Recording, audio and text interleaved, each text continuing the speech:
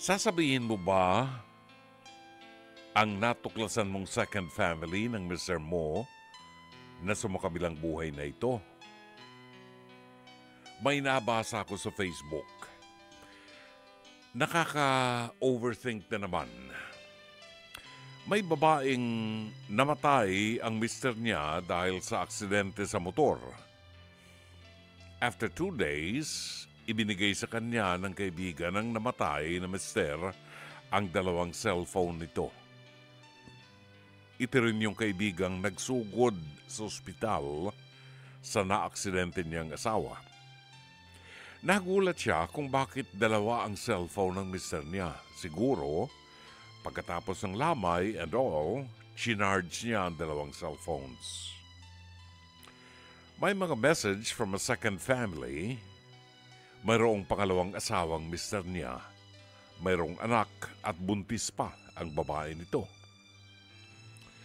Nagkalkal siya sa mga gamit ng pumanaw na asawa at may passbook na nakapangalan sa kanya and anak nila at mayroon ding passbook na nakapangalan sa pangalawang pamilya. Patay na ang asawa niya para sumbatan. Ang isa sa messages sa second phone ay, "Papa, kailan ka pupunta?" Hindi pa siya nakaka-get over si legal wife sa pagkamatay ng mister niya, tapos hindi rin niya alam kung paano haharapin yung sa second family. Nakaka-trigger mga lalaki. Mga lalaki talaga, manluloko. Kinarma siguro itong mister niya. Kinuha na ni kamatayan, ang galing magtago eh. Grabe, ang mga lalaki mapanglinlang. Iniisip ni legal wife kung kailangan ba niyang mag-reach out doon sa second family kasi mukhang hikahos daw ang mga ito. At saka if ever, para malaman na rin ng second family na patay na yung mister niya. Sa ngayon, torn si legal wife kung ako yon, bahala kayo dyan dahil pumapatol kayo sa may asawa. Sasabihin mo ba kung kayo? Sasabihin mo ba silang wala na? Sasabihin mo ba na wala na ang asawa mo? Bibigyan mo ba sila ng pera? Mag-share ka ba sa mga nakuha mong death benefits ng mister mo? Ito mga tanong niya. Ito po ay mula sa isang post ng username na Clay Ann Cruz mula sa Threads. Balikan natin ang kasaysayan na padala ni Clay Ann Cruz buhat po sa Threads. Gusto kong paniwalaan na ito'y mga katanungan lamang ni Clay Ann. Concerned siya. At maybe she's putting herself in a situation na kung siya yung asawa nung legit na asawang lalaki na namatay sa aksidente. Anong kanyang gagawin? Pero gusto ko lamang itama, Clay Ann Cloche, ang iyong statement na hindi po lahat ng lalaki ganon. May mga lalaki ring matitino at hindi po ako kasama doon dahil nagkasala din ako. Di ba? Merong mga pagkakataon kasi na may pagkukulang din yung iba, yung mga babae. May pagkukulang din kami. Minsan naman ay talagang natutokso ng isang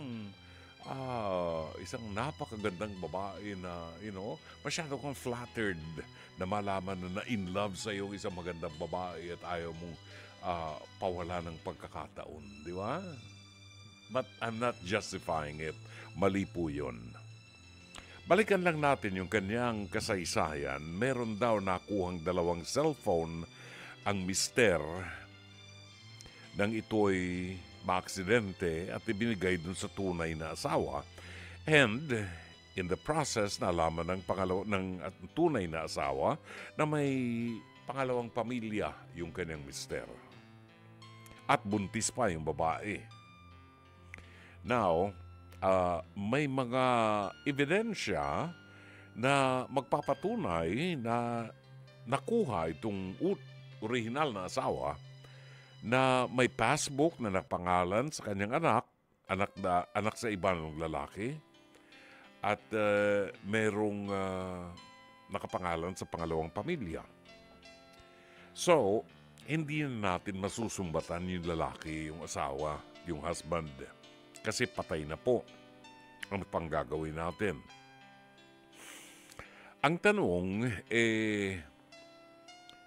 ano raw ang dapat gawin? Dapat bang ipaalam doon sa second wife? Second wife. Doon sa paramour. Dapat bang ipaalam sa pangalawang pamilya na pumanaw na yung lalaki? Well, kung ako ang tatanungin mo, mas maganda para sa akin na ipaalam ko doon sa hindi naman pangalawang asawa dahil hindi sila kasal.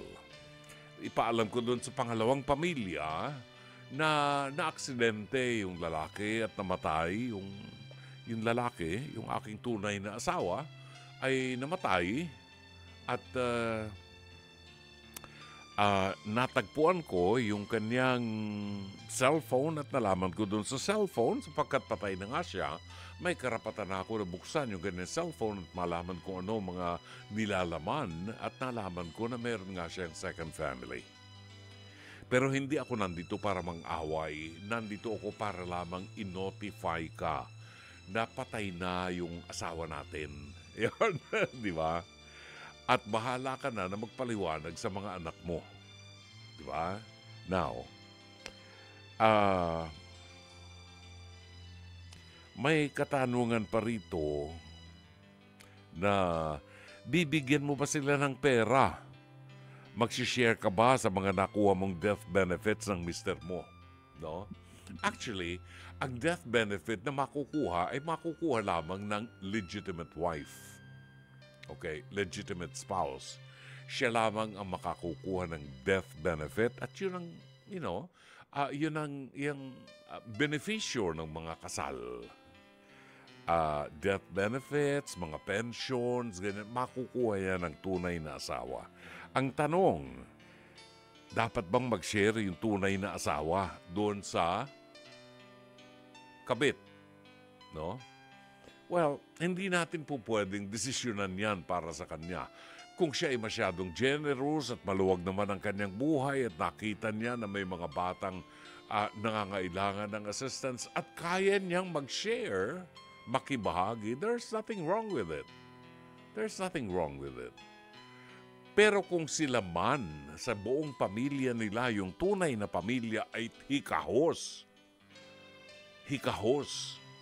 at ang inaasahan lamang ay yung kanyang asawa, ay hindi na siya dapat mag-share pa sapagkat ang priority dito yung tunay na pamilya.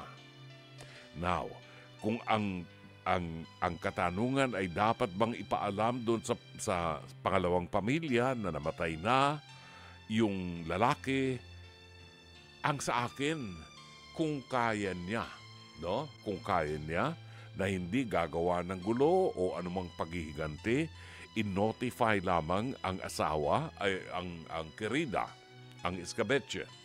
I-notify lamang na namatay ang lalaki sa aksidente at ganito ganyan na nangyari. Para magkaroon na ng closure at kapayapaan sa isa't isa. Sana'y natulungan ka ng palatuntunan ito. As always, Dr. Love.